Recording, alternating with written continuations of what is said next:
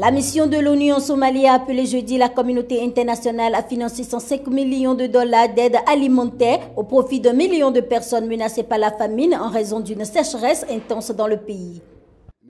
Environ 1,7 million de personnes ont besoin d'une assistance humanitaire et d'aide financière dans le Punt et le Somaliland.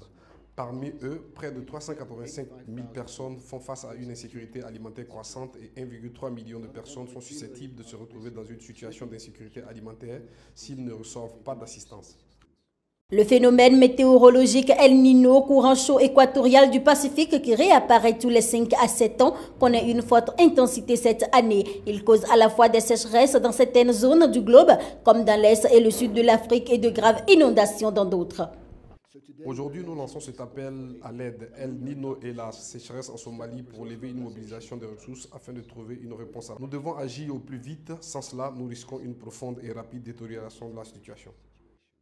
Soulignons qu'en 2012, une sécheresse de grande ampleur combinée à la guerre civile avait provoqué une famine faisant plus de 250 000 morts. Une autre précédente sécheresse avait fait le même nombre de victimes 20 ans auparavant. Dans un communiqué, l'ONU indique que des cas de décès liés à la malnutrition ont déjà été rapportés et donc qu'il faut s'attendre à des graves conséquences si l'aide financière n'est pas rapidement réunie.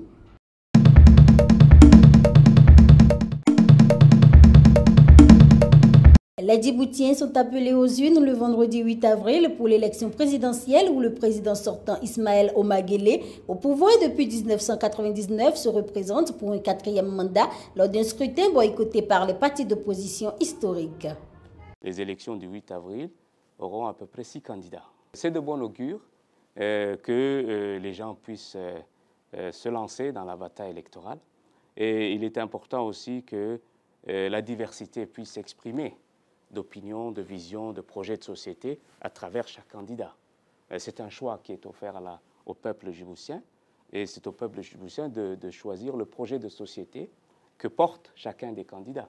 La création d'une commission électorale nationale indépendante CENI était l'une des revendications clés au sein de l'accord cadre signé en décembre 2014 avec le gouvernement. L'opposition accuse le gouvernement du non-respect de ce point de l'accord.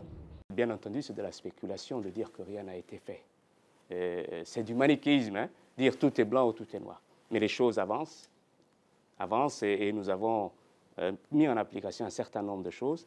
Il y a 2 ou 3 points qui ont besoin d'être approfondis en termes de discussion et de dialogue pour parvenir à un compromis. Bon, quand on boycotte les élections, il faut qu'on justifie.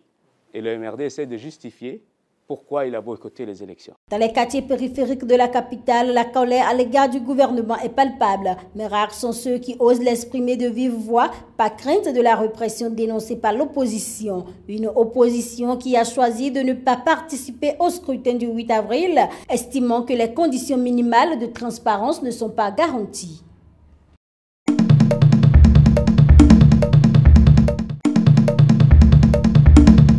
Le président sud-africain Jacob Zuma a subi un revers cinglant jeudi avec un arrêt historique de la plus haute juridiction du pays qu'il a reconnu coupable d'avoir violé la Constitution en utilisant des fonds publics pour la rénovation de sa résidence privée et lui a ordonné de rembourser l'argent indûment utilisé.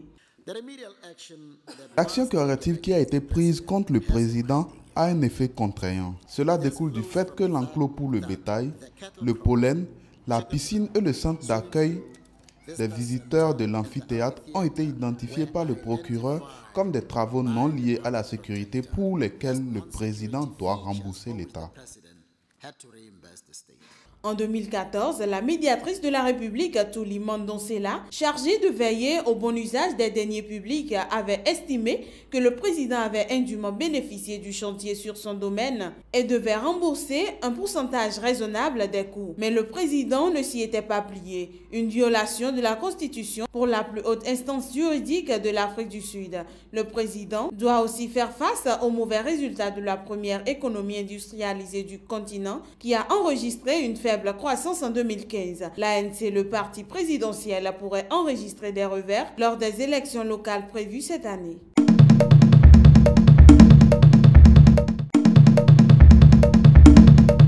Les États-Unis ont annoncé mardi la suspension d'une aide de 472,8 millions de dollars, soit 422 millions d'euros à la Tanzanie, à la suite des élections controversées dans l'archipel semi-autonome de Zanzibar. Le budget de la Tanzanie n'est pas autonome. Ses propres ressources ne sont pas suffisantes pour couvrir toutes les dépenses. Donc la plupart du temps, on a besoin de financement externe, que ce soit des prêts ou des subventions. C'est comme dire que le Millennium Challenge Corporation retient l'intégralité des revenus pour un mois du pays. Cette aide financière était destinée à améliorer l'accès à l'électricité pour la population. Aucune autre aide des États-Unis à la Tanzanie n'a été remise en question. Le gouvernement a déjà commencé à préparer son propre budget. Ça veut dire que si ce montant faisait partie du budget du gouvernement, alors ils vont devoir chercher ailleurs cette somme qui est équivalente à un mois de revenu national collecté par le Trésor public. Par conséquent, il est possible que si on ne couvre pas ce décalage, certaines des activités économiques que nous avons prévues vont être affectées. Par exemple, l'approvisionnement en électricité dans les zones rurales. Les habitants de la Tanzanie n'accueillent pas bien cette nouvelle des États-Unis. Ça va nous affecter, ça causera beaucoup de problèmes, mais on ne peut pas le voir tout de suite. Cette nouvelle nous a beaucoup choqués. De toute manière, on s'attendait à ce que notre économie y soit confrontée et c'est enfin arrivé. Il faut comprendre que la plupart de ces subventions ont été accordées avec des conditions difficiles et notre gouvernement ne les respectait pas. Donc le MCC se retire, c'est une leçon. Le Millennium Challenge Corporation, un organisme gouvernemental américain qui aide des pays en voie de développement respectant des standards de démocratie et de protection des droits fondamentaux, a voté pour la suspension de la mise en œuvre de cette aide, a déclaré l'ambassadeur américain en Tanzanie, Mark Childress. Le MCC a par ailleurs critiqué les nouvelles élections à Zanzibar qui n'étaient ni inclusives ni représentatives et a affirmé que le gouvernement n'a pas pris des mesures pour assurer le respect de la liberté d'expression et d'association dans la mise en place de la loi sur la cybercriminalité.